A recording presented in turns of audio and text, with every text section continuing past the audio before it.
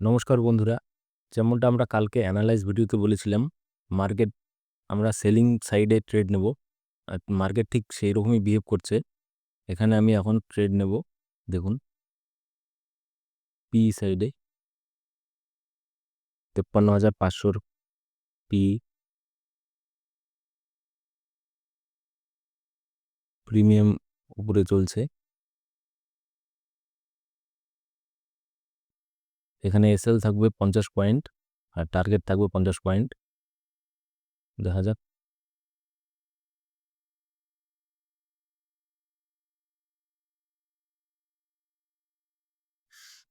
4 point প্রফিটে চলছে বর্তমান। যদি এই লাইনের যদি এখানে এই লাইনের ব্রেকডাউন দেয় তাহলে একটা ভালো মুভ এখানে আসবে। 53,500কে ব্রেক করলে আমরা আমাদের টার্গেট অ্যাচিভ করব। আর মনে হচ্ছে এখানে আমার প্রিমিয়ামও ঠিক মতন মুভ করবে। দেখা যাক। যেমনটা আপনারা দেখতে পাচ্ছেন, ট্রেড নেওয়ার সাথে সাথে এখানে 10-12 পয়েন্টের প্রফিট দেখাচ্ছে, মানে 300 টাকার মতো প্রফিট দেখাচ্ছে। মার্কেট নিচের দিকে যাওয়ার চেষ্টা করছে, দেখা যাক কত দূর যায়। ব্যাংক নিফটি প্রায় এখানে এর সাপোর্টটা ব্রেকডাউন দিয়ে দিয়েছে, কিন্তু নিফটি এখানে একটু ল্যাগ করছে। এখানে নিফটি যে আছে, নিফটিকে দেখুন, নিফটি এখানে এই ব্রেকডাউন যদি দেয় তাহলে একটা ভালো মুভ পি সাইডে নিচের দিকে পাওয়া যাবে।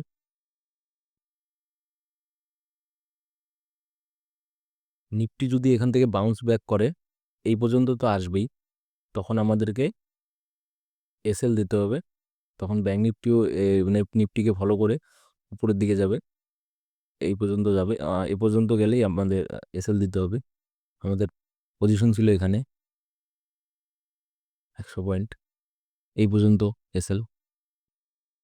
প্রিমিয়ামের চার্ট দেখবো, তো প্রিমিয়ামের চার্ট সেখানে একই জায়গায় আছে বর্তমান। 10, 12, 14 পয়েন্টের প্রফিটই দেখাচ্ছে। নিফটি নিফটি নিচে নামার চেষ্টা করছে, ব্রেকডাউন দিলে এখানে ভালো মুভ পাওয়া যাবে। আর ব্যাংক নিফটি এখানে নিচেই আছে, একটা মুভের দরকার এখানে। এক্সপেক্টেড যে 500 লেভেল, 53,500-এর লেভেল ব্রেকডাউন দিবে। আর আমাদের ওইদিকে প্রিমিয়ামও 50 পয়েন্ট আশা করি হিট করবে। তো যেমনটা আপনারা দেখতে পাচ্ছেন, মার্কেট অনেকক্ষণ ধরে সাইডওয়েজ থাকার পরে প্রিমিয়াম ডিকে করে প্রিমিয়াম বর্তমানে 730 টাকার দিকে নেওয়া ছিল, 729-30 এখন বর্তমানে চলছে 700 টাকা। তো এটা প্রিমিয়াম ডিকের জন্য এরকম হচ্ছে।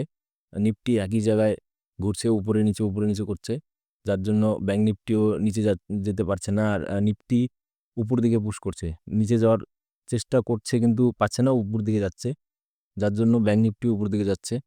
তো মনে হয় এসএল দিয়েই যেতে হবে। এসএল হয়ে গেল, তো ঠিক আছে, আমাদের ট্রেড এখন এক্সিট করব। তো ট্রেড নেওয়ার কারণটা এখন বলি। ট্রেড নেওয়ার কারণ একটাই ছিল যে উপরের সাইডে কোনো এসএল ছিল না, উপরের সাইডে এখানে কোনো এসএল ছিল না, এখানে কোনো এসএল নেই। এসএল না থাকলে মার্কেট হান্ট করবে না, এখানে পুরোটাই এসএল হান্টিংয়ের ট্রেড। তো যে হিসেবে, তো এখানে সেলাররা বসেছিল, সেলাররা এই সেলারকে দেখে এখানে ট্রেড নেওয়া হয়েছিল। সিম্পলভাবে ট্রেডটা নেওয়া হয়েছিল যে উপরে এসএল নেই, উপরে এখানে এসএল নেই, এখানে সেলার বসে আছে। আর এখানে কিছু র্যান্ডম বায়ার্স আছে যাদেরকে টার্গেট করার জন্য এখানে সেলিং সাইডে ট্রেড নেওয়া হয়েছিল। কিন্তু কোনো ব্যাপার না, আজকে আমরা এসএল দিয়েই এক্সিট করব। ঠিক আছে, ধন্যবাদ।